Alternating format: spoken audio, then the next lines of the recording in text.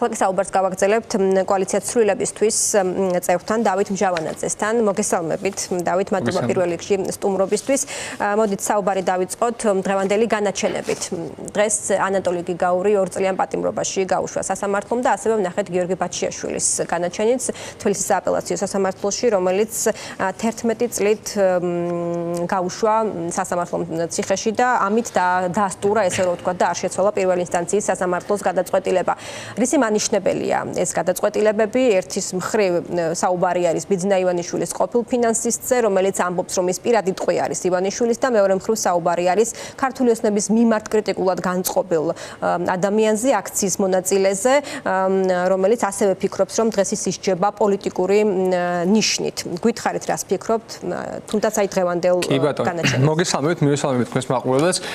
სიმბოლური არის ალბათ ქართული ოცნების რეჟიმისთვის ყოველ შემთხვევაში ანატოლი გიგაურისთვის აი ამ პერიოდში, აგვისტოს ომის პერიოდში წლის თავზე განაჩენის მიჯა, იმიტომ რომ ეს კაცი არის ყოფილი ვეტერანი, ის იბრძოდა ავღანეთში, იბრძოდა აგვისტოს ომში და ის არის გულანთებული ქართველი პატრიოტი.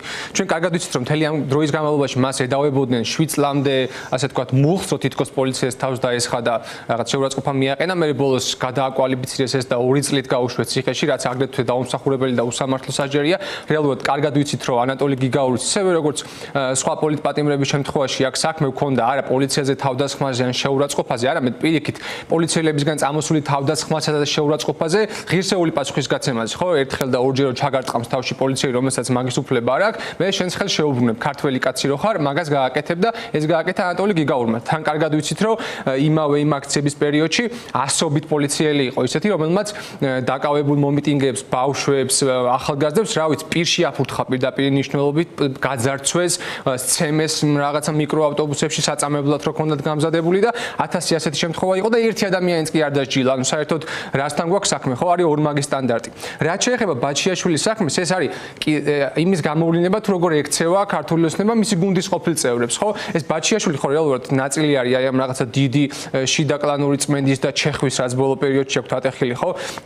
რიჟვაძის ფილტვში გასტროლიდან დაწყებული, მიქაუტაძის დაკავებით გაგრძელებული და რა ვიცი ამ გომელაურ ხარება ლილუაშვილების სახში გაშვებით და ციხეში ასე ვთქვათ დაკავების მუქარით გაგრძელებული. ხო, ეს ყველაფერი ამის ნაწილია, ეს კარგად აჩვენებს აგრეთვე რეჟიმის სახეს, ის როგორ ექცევა მის ყოფილ წევრებს, მის ყოფილ შვილებს, როგორ ექცევა ოლიგარქი, ხო, ბაჩიაშვილს შვილობრივად მოიხსენიებდა. როგორც კი მის ძალაუფლება საფრთხე შეექმნა, როგორც კი რაღაც წინააღმდეგობაში მოვიდა ეს ხალხი, როგორც კი მისი პარანოიდული ეჭვიანობის გამო ეჭვია იღო ვიღაც რა ვიცი ლილუაშვილზე, იმიტომ რომ ამერიკაში ჩავიდა ორჯერ, იქ დავითაშვილზე, რომელიც აგრეთვე ამერიკაში გაუშვა, ბაჩიაშვილზე, რომელთანაც რაღაცა ვერ გაიყო, რაღაც ბიტკოინები თუ რაღაც, რომელიც აგერ ჩვენს ხარჯზე გამდიდნენ რეალურად, ხო, თბილისში დაარსეს მაგის სპეციალური ეკონომიკური ზონა, ადგა და სულ ყველას დაერია.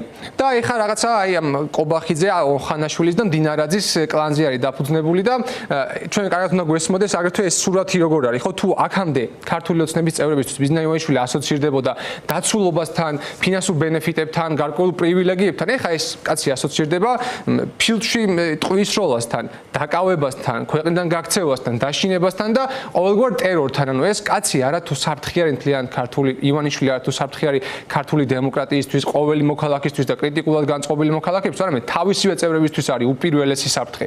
და ყველამ უნდა იცოდეს კარგად ქართული ოცნების წევრებმაც, მათ შორის რომ სანამ ივანიშვილი არ შეიცვლება, ეს ტერორი არ დამთავრდება. და როგორც კი ივანიშვილი შეიცვლება პროდასავლური კოალიციები, პროდასავლური პარტიების კოალიციებით, არც მათ სიცოცხლეს არ დაემუქრება საფრთხე და არც არავის ამ ქვეყანაში ექნება ყველას ბედნიერად, თავისუფლად და სამართლიანად დემოკრატიულ გარემოში ცხოვრების შესაძლებლობა და ეს შეეხება ქართული ოცნების წევრებსაც, რომელსაც რა თქმა უნდა არ ექნებათ ის დანაშაული ჩადენილი, რომელსაც გვერდს ვერ აუვლის თავისუფალი, ასე ვთქვათ, სასამართლო რომ პასუხი მოთხოვოს და ამ ქვეყანაში ბედნიერად იცხოვროს ნებისმიერი მოქალაქე. დღეს ივანიშვილის პირობებში ეს არის შეუძლებელი და ეს არის შეუძლებელი უპირველესად ქართული ოცნების წევრებისთვის. ვისაც დღეს არ მისულა ჯერ ქართული ოცნების ეს ტერორის მანქანა აუცილებლად მივა და ეს არის გარდაუვალი, იმიტომ რომ იცით ადამიანებთან მივიდა რომ ვერასდროს ვერ წარმოვიდგენით. გომელაური, ლილუაშვილი, რა ვიცი, ბაჩიაშვილი. დღეს კახაკალაძე აღიარა ან წამოწდა ბაჩიაშვილის საქმეზე რადგან საუბრობთ, რომ ის უცხო ქვეყნიდან ჩამოიყვანეს საქართველოში, არა და სუსის ვერსია სრულიად სხვა არის, რომ ბაჩიაშვილი ეგრეთ წოდებულ მწვანე ზონაში საქართველოს საზღვართან თავის ფეხით მოვიდა და აიყვანეს. ჩვენ ხო რეალურად კარგად ვიცით, რომ ბაჩიაშვილის არაბეთის გაერთიანებული საამიროებიდან გამოყვანა გაცვალეს იმაში, რომ ზურაბ პავრილიკაშვილი, რომელიც იყო მანამდე გაეროს ტურიზმის ასოციაციის ხელმძღვანელი, რომელიც ძალიან მნიშვნელოვანი თანამდებობა იყო და ალბათ ყველაზე მაღალ თანამდებობაზე მომუშავე ქართველი იყო, თავად ქართული ოცნების მიერ არჩეული, ამ კაცის თანამდებობა გაუცვალეს არაბებს ბაჩიაშვილს.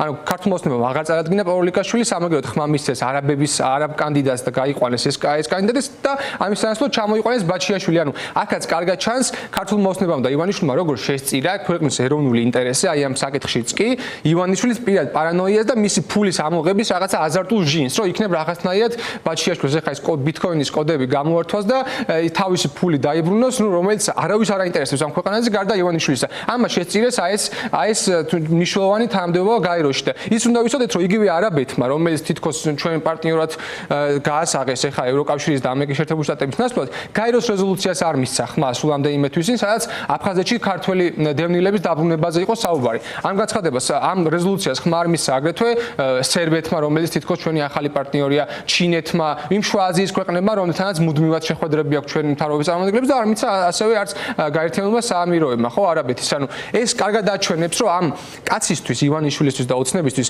ეროვნული ინტერესი და საქართველოს ეროვნული, ასე ვთქვათ, ინტერესების განხორციელება არის აბსოლუტურად არაპრიორიტეტული ამბავი და მხოლოდ პირადი ფულის ამოღება, პირადი ინტერესების დაკმაყოფილება არის ყოველთვის წინა პლანზე და ასე იქნება, სანამ ესენი ხელისუფლებაში იქნებიან. დავით, კიდევ ერთი საკითხი, სანამ დავასრულებთ, თუ შეიძლება, ქართულ ოცნებას დაანონსებული აქვს 4 ოპოზიციური პარტიის ოფიციალურად გაუქმება უკვე სასამართლოს და კანონის სახელით და ეს იქნება, თქვათ, თუ კი დაიწყებს ამ პროცესს ქართული ოცნება, ის პროცესი, რომელიც წარიმართება საკონსტიტუციო სასამართლოში, ну, როგორც ამბობენ პარტიაში, არჩევნების შემდეგ გადავდებო ამ პროცესსო და არჩევნების შემდეგ უკვე მიმართებ საკონსტიტუციო სასამართლოსო. თუ ემზადებით ესე რომ ვთქვათ, აი ამ ეტაპისთვის, ფიქრობთ თუ არა უკვე აი ამ ეტაპზე, აპირებთ თუ არა თავის დაცვას, როგორ დაიცავთ თავს, აი თუ კი ამ პროცესს არჩევნების შემდეგ მართლაც ქართული ოცნება წამოიწყებს. ნახეთ, თქვენ იცით, რომ ჩვენ მათ შორის წაგვართვეს საარჩევნო ნომერი 4, რომელმაც ყველაზე მეტი ხმა მიიღო ბოლო არჩევნებში მიუხედავად ამ გაყალბების მასშტაბისა. ასე დაემართა ნომერ 5-ს და სხვა პარტიებსაც, ხო, ლელოს და გახარიას პარტიების გარდა, რომლებიც შევიდნენ არჩევნებში. ხა პარტიული ნომრის წართმევა ჩვენ არ აგვიღია აგრეთვე პარტიული დაფინანსება და უარი თქვით ამაზე, იმიტომ რომ არ ვეთანამშრომლებით რეჟიმს და არ ვცნობთ იმ არჩევნებს, რაც ჩაატარეს.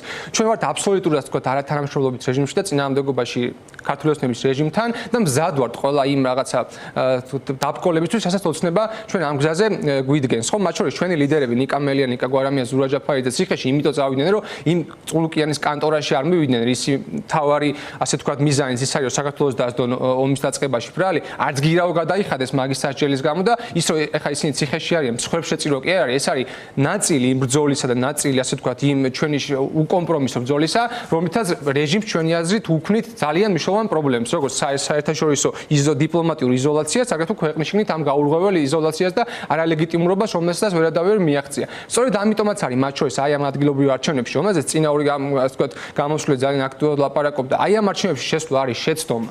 აი ხა ისე პერსონალურად არაფერი არ მაქვს გასაყოფი აი წინა გამოსვლებთან, მაგრამ აი ძაღლების პრობლემების მოგვარებაზე როცა საუბრობენ და რაღაცა ნაძალადევში მეტროს რეაბილიტაციაზე თუ რაღაცა, ცოტა არასერიოზულია. იმდენად ეგზისტენციური საკითხები დგას. ეხა ჩვენი ქვეყნისთვის, მათ შორის ხა რეგიონშიც გამოჩნდა, ხო?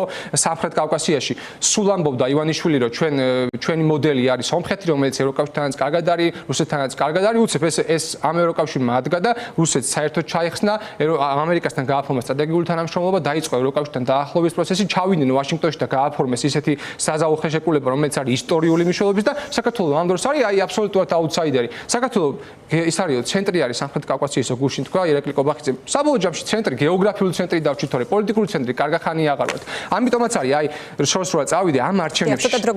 ძალიან მოკლედ ჩვენ მზად ვართ ყველაფრისთვის, ჩვენი გზა არის არათანამშრომლობის გზა და გაგვაუქმებენ თუ ნომერს წაგვართმევენ თუ დაფინანსებას არ მოგცემენ, აქ ჩვენ არ შეგვაშინებს, ჩვენ ვიცით რომ რასაც ვაკეთებთ ეს არის სწორი.